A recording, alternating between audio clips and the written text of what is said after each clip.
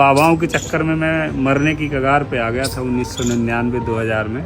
तो आज से लगभग 26 साल पहले मुझे रक्त दिया था, ब्लड।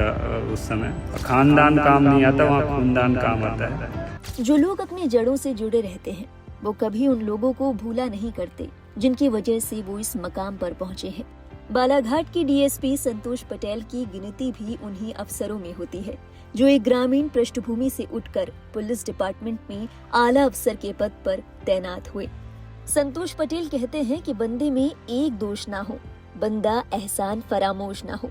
सोशल मीडिया पर वो अक्सर किसी की मदद करते या फिर लोगों को मोटिवेशन देते नजर आते हैं।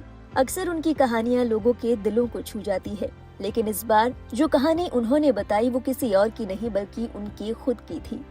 उनकी कहानी सुनकर लोग काफी इमोशनल हो गए। हाल ही में जब संतोष पटेल सतना में थे तो वो एक झुग्गी में पहुंचे। ये घर था उस शख्स का जिन्होंने वक्त पड़ी उनकी जान बचाई। अगर वो शख्स न होते तो हो सकता था कि आज संतोष पटेल भी न होते। ये बात खुद डीएसपी ने बताई।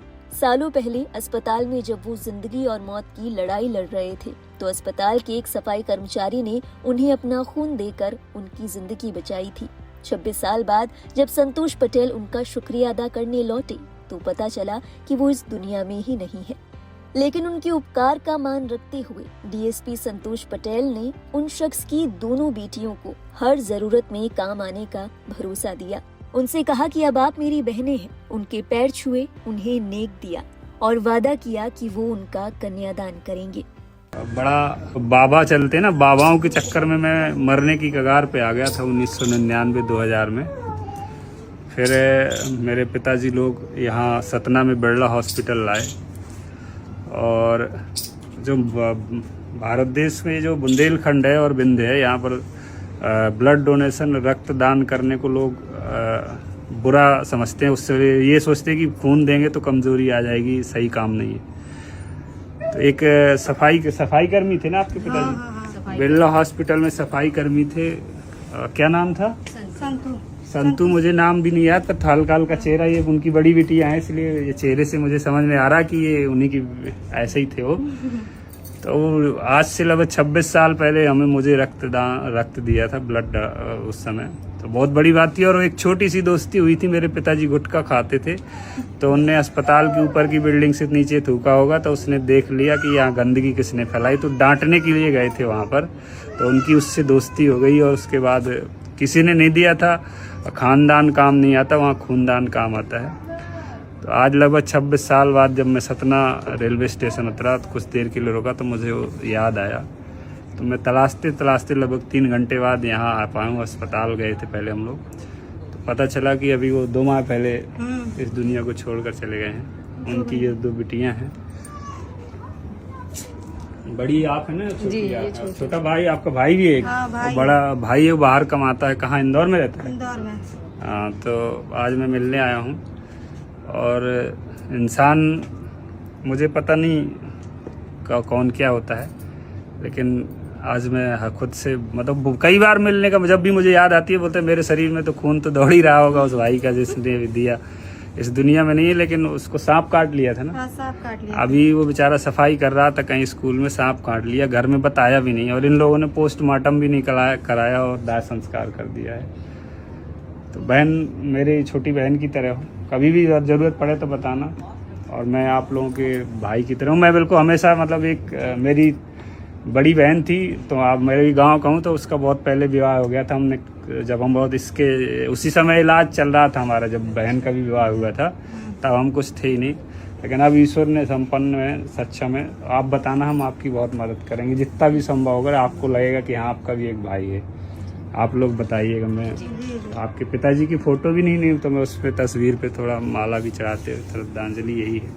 लेकिन आप लोगों की हम सेवा करेंगे जितना संभव होगा, बताइएगा ना। ठीक, बस आप लोग हमको आशीर्वाद विदाई को देते हैं। हमारे नहीं देते का बिटिया को 10 रुपए देते। अरे ले लो, 10 रुपये नहीं लेते। अरे रख लो, अब हम लोग ऐसी चीजें दे रहे, रख लो बस। इनको कपड़ा लिया ना, हम कल लाने पाए, कुछ हमें पता ही नहीं था, घर ढूंढते आ पाए हैं। लो बेटी, भांजी हो ना, बताना। हमारे पिताजी भी एक बार शायद आए थे आपके, जब तुम लोग तो नहीं रही होगी ना। थे, छोटे छोटे थे, आते थे हमारे घर, दीदी जानती होगी। तुम्हारा तो जन्म नहीं हुआ होगा। बताया करते थे कि अस्पताल से आए थे एक बार। ये आते थे हमारे घर घूमने आए, पापा लेके आते थे, हाँ। बताया करते। उसके बाद भी आए थे एक बार। इस भावुक वीडियो को शेयर करते हुए संतोष पटेल ने पूरी कहानी बताई। अपने पोस्ट में संतोष पटेल लिखते हैं, 1999 में जब 8 से 9 साल का था तभी बीमारी ने घेरा तो दादाजी पिता ने 6 माह तक झाड़ फूक में लगा दिए। जब पन्ना जिला अस्पताल पहुंचे तो पता चला कि मेरे शरीर का खून पानी बन गया था और पानी से पस में बदल गया है। तब सतना बिरला हॉस्पिटल सतना पहुंचे तो वहां कांक के पास ऑपरेशन होना था, जिसके लिए ब्लड की जरूरत थी। उस समय ब्लड डोनेशन के प्रति लोगों के मन में डर था, कोई देने को तैयार नहीं था। तभी मेरे पिताजी सुपारी खाते थे और गलती से कहीं थूक दिया तो पिताजी को डांटने फटकारे के लिए एक सफाई कर्मी दौड़ते हुए आया। उसका नाम संतू था। उसकी मेरे पिताजी की दोस्ती हो गई। जब ऑपरेशन 1-2 दिन टल गया तो पिताजी और बब्बा उदास थे। तब संतू मास्टर ने कहा कि तुम्हारा बेटा जिंदा रहेगा और पिताजी के साथ जाकर ब्लड डोनेट कर दिया। मेरे शरीर में उसका खून दौड़ रहा था। 26 साल बाद जब सतना में रुका तो बिरला हॉस्पिटल पहुंचे, जहां के अधिकारियों ने बताया कि वो खत्म हो गया है और उसका कोई नहीं है। हम निराश हो गए। सफाई कर्मी स्टाफ को बुलाया तो एक बुजुर्ग भाई ने बताया कि उसकी बेटी रहती है झुग्गी बस्ती में और लड़का बाहर कमाने चला गया है। झुग्गी बस्ती में पहुंचे तो 2 बेटियां थीं घर में जिनके चरण छुए। छोटी बेटी की शादी करने की इच्छा व्यक्त करके आए हैं। यदि समय संयोग रहा तो हम कन्यादान करेंगे। इतना ही कहता हूं कि बंदे में एक दोष ना हो, बंदा एहसान फरामोश ना हो। किसी के एहसान को भूल जाना जिंदा रहते सबसे बड़ा पाप है। मुझे बहुत ज्यादा दुख हुआ कि संतू मास्टर के जिंदा में चरण नहीं छू पाया। संतोष पटेल के इस अंदाज को देखकर लोग एक बार फिर उनके कायल हो गए। लोगों ने उनकी भर भर तारीफें की। उनसे कहा कि आप समाज में एक आदर्श प्रस्तुत कर रहे हैं और लोगों को भी आप ही की तरह सोचना चाहिए। इसी कड़ी में एक यूजर ने लिखा, बहुत खूब सर, कन्यादान से बड़ा कोई दान नहीं। आपने ऐसा किया तो बहुत अच्छा संदेश मिलेगा लोगों को। उसके पिता की आत्मा अपने आप पर बहुत गर्व महसूस करेगी कि कुछ तो अच्छा काम करके आए हैं। एक और यूजर ने लिखा, किसी के द्वारा किए गए उपकार को याद रखना ही बहुत बड़ी बात है। आप निभाने की कोशिश में हैं। इससे अच्छी बात और क्या हो सकती है। सर, ईश्वर आपको हमेशा आशीर्वाद दे। एक अन्य यूजर ने लिखा, आपके जीवन में जिसने तिनके का सहारा दिया हो वो भी सम्माननीय है। उसका एहसान कभी उतारा नहीं जा सकता, हल्का जरूर किया जा सकता है और आप उसे बखूबी कर रहे हैं। बहुत सुंदर। डीएसपी संतोष पटेल के इस वीडियो पर ऐसे तमाम कमेंट्स देखने को मिले। लोगों ने उनकी भर भर तारीफें की। अपनी पोस्ट में डीएसपी संतोष ने कहा था कि वे सत्तू मास्टर के पैर नहीं छू पाए, इसका उन्हें बहुत ज्यादा दुख है। अपने पोस्ट में उन्होंने ये भी कहा कि अगर समय का संयोग रहा तो वो उन दोनों बेटियों का कन्यादान जरूर करेंगे। संतोष पटेल कहते हैं कि एहसान का बोझ काफी भारी होता है, जो उठाता है वो जिंदगी भर झुककर चला करता है। बहरहाल संतोष पटेल की इस कहानी को लेकर आपके मन में क्या ख्याल आया?